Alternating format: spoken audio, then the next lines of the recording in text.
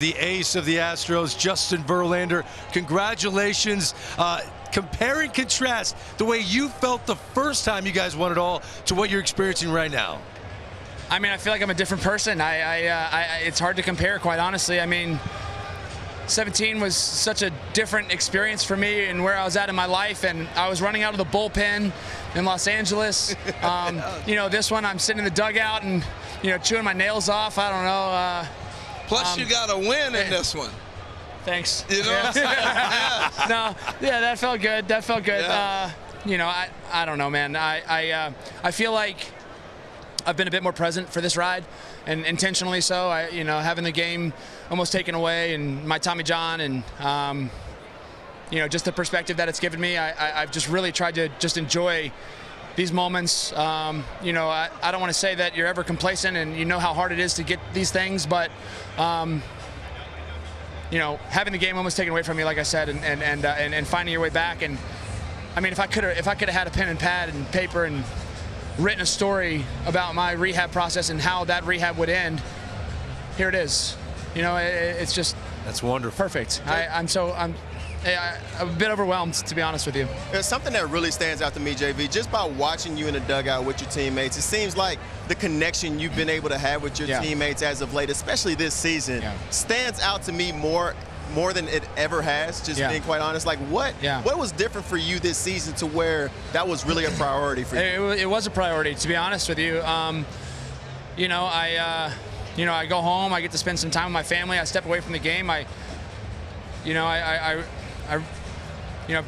Quite honestly, I'm trying to become a better person, a better dad, a better human being. I'm learning to, my daughter, I want to grow up and have this amazing connection with her, so I try to learn to communicate better and deeper, and I carry that over into my teammates. I carry that over into my family, and from the jump, from the beginning of spring training, I think I was just listening better and communicating better, and really enjoying the ride, and amazing how those relationships blossom when you're when you're connecting better. JV, I track you closely because I always look up to what you're doing. I'm always tracking what you do.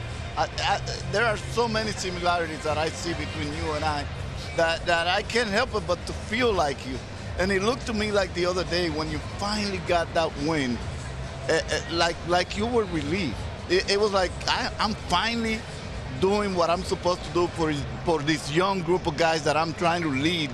And you and Dusty, I think, have done an outstanding job. Now take me through what you and Dusty have been able to do for this young group of guys to follow up after so many distractions. Yeah, from the very beginning, Dusty, when Dusty took over here with Houston, I only got one start with him, and it was during COVID, and, it's hard to connect with people.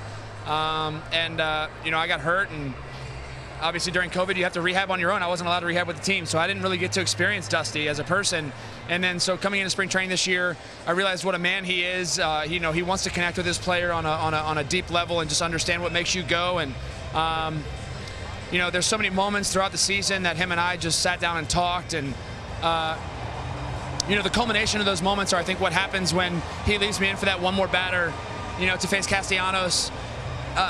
Just because he knows me so well, and this whole season there's some moments that worked out well, and so he left me in there for one more batter, and I was able to accomplish it and get that guy out, and we were able to come away with the win as a team.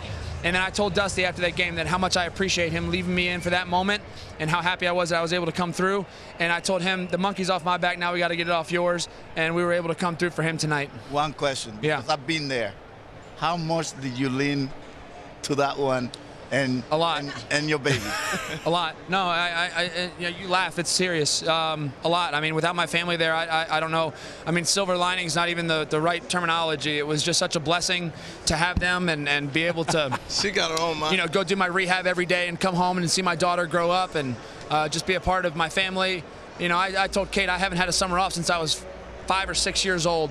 We were really going to embrace this. That was my goal going into this whole thing, was take the time, connect with my family in ways that I haven't been able to. This is a grind. Baseball season, it's not easy. We spend 7, 8 hours. I spend more time with my family here at the field than I do with my family here at home. If you have something to tell her, to thank her or whatever to... Oh, man, come on, you're putting me on the spot, Pedro. No. Let me say something. One word. Go ahead, Let me say, Kate. Go ahead. he is the most positive person I've ever met. And even the moment you found out you had to have Tommy John, he was like, I'm so grateful that I can spend this time with my daughter that I never thought I would have, because I haven't had a summer off since then. And I feel like it was such a gift in so many ways and also such a hardship, but also he's the best example to our daughter.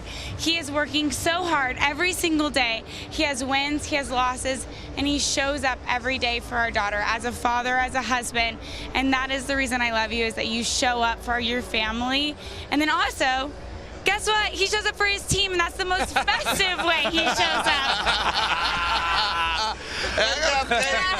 I got a question for both of you. We've been talking so much about the Tommy John and the rehab. Was there a period in time when you're like, I don't know if I'm going to get back to being who I was? Did that come about? You guys discuss that? I mean, this is what Kate's saying about me being positive. I think, you know, that if you want me to really run through it, I mean, there's an 89% chance you return back to normal form, your previous form. My previous form was 2019. I won the Cy Young that year. So, like, I was like, all right, those are good odds already. I've had a major surgery or two already on my core.